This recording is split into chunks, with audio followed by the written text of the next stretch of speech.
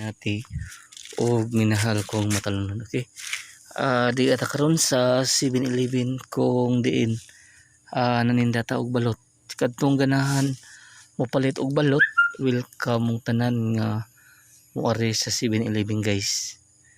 Unya hapit naman tama oras guys, alas 12 na kapin, alas 2 pinas 2 nya muli na ba guys kay kuan. Okay, karon di ay November 21, 2022 iko live diri sa lungsod sa Matalom sa 7-Eleven Matalom. Okay guys, atong kuan guys.